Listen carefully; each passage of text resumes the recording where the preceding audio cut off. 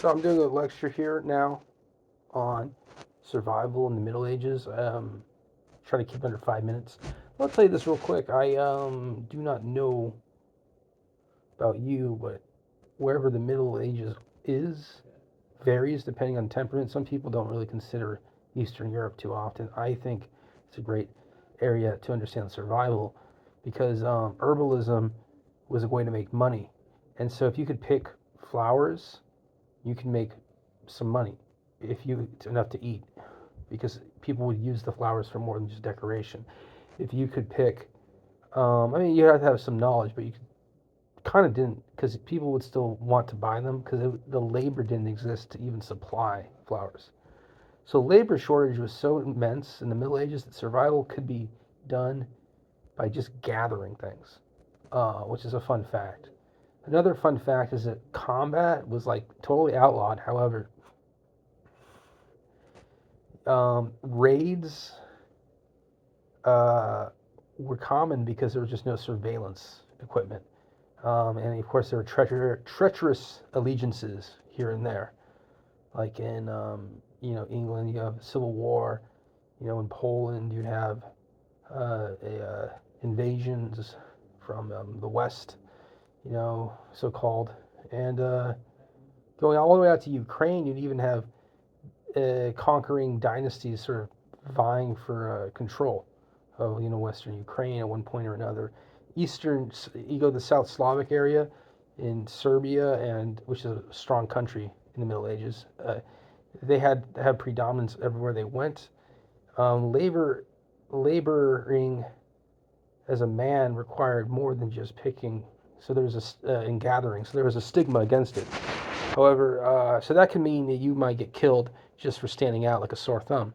However, out in France, farming people appreciated contribution. It wasn't as judgmental, and the idea of someone being eccentric was less of a threat.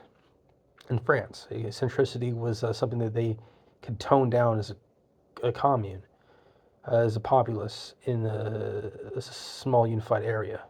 However, does that mean that they were sufficiently civilized and urbane? It doesn't. They still wanted you to be quite sharp and aware of your limitations, and also speak the local dialect. Didn't hurt. If you couldn't do that, then you would have to go where you could. And I'm not going to lie to you, cross-country travel was expensive. People did it. They usually brought wares with them. If you didn't feel like you could support that traveling, you would have to be very skilled as a messenger.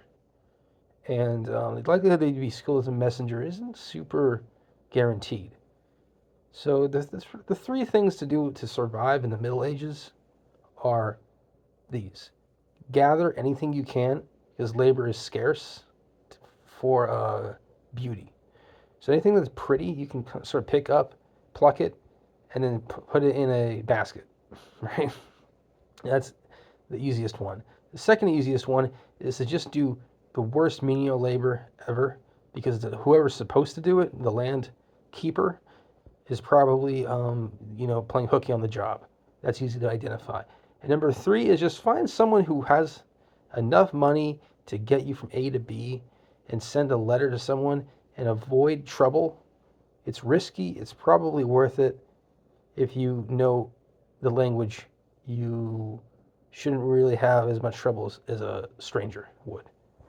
So that's it. That's about 4 minutes and 30 seconds. That's my mini lecture on survival in the Middle Ages.